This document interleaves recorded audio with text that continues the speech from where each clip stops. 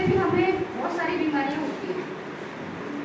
इस चीज़ को ध्यान में रखते हुए हम लोग कोई भी धर्म है तो हम सभी से रिक्वेस्ट करते हैं कि आप अपने धर्म के हिसाब से इको फ्रेंडली तरीका से त्यौहार मनाएं। अभी गणपति जी का फेस्टिवल है, फिर दुर्गा जी आने वाली है।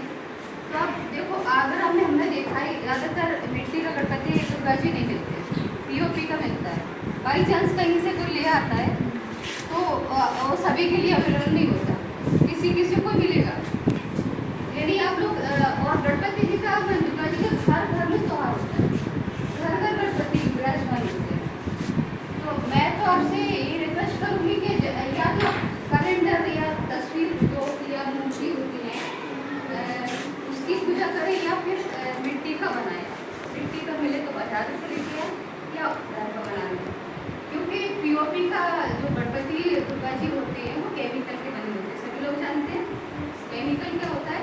प्लास्टिक ऑफ पेरिस, जो हमारी छत को प्लास्टिक पीओपी का काम होता है, प्लस माइनस देकर डिजाइन वगैरह बनती वो होता है। और जो फ्रैक्चर हो जाता है, हड्डी टूटती है ना, प्लास्टर लगता है, उसका होता है।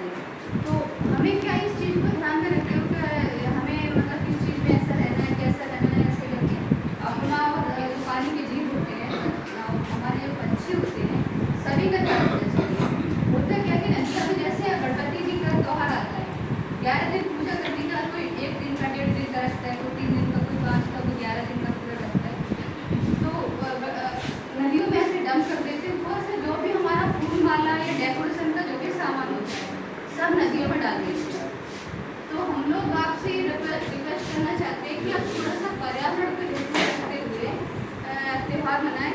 जब भी आप कोई भी भगवान को विसर्जन करने जाते हैं, अगर मिट्टी का है तो ठीक है, पहले कुंड की व्यवस्था होनी चाहिए। सरकार की देखो कई कई जगह कुंड बने हुए हैं, बना देते हैं, पर हर एक जगह नहीं होता। तो क्या लोग क्या उसी में नदियों में डाल के आते हैं पीओपी का। तो इस चीज़ का ध्यान रखें, नदियों में नहीं डालें। और जो भी विसर्जन का सामान हो डेकोरेशन का, वो भी नदियों में डालने से बोरियाँ होती हैं, थैलियाँ होती हैं, उसमें सारा फूल माला है, प्लास्टिक की चीज़, डेकोरेशन का सामान होता है।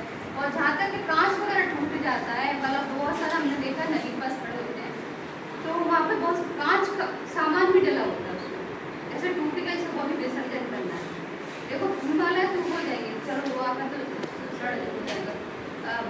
जो हवन की राख होती है उसको विसर्जन, मेन चीज़ वही होता है विसर्जन करने के मतलब। और होते जवारे, बाद बाकी का जो कचरा होता है विसर्जन का चीज़ नहीं होता।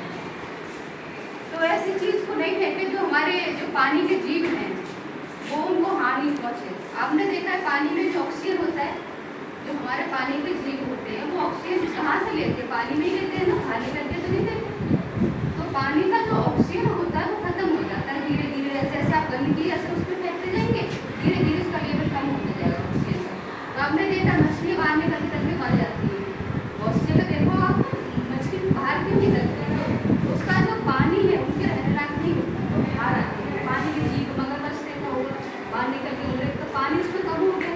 दूसरा उसको उसके रहन सहन के लायक पानी नहीं है, प्रदूषित है, तो उसको वो सांस नहीं ले पाते हैं, है ना। तो इसलिए थोड़ा सा आप लोग ध्यान रखो, नदियों को दूषित नहीं करें, ठीक है। और मिट्टी का गणपति दुर्गा जी जो भी आप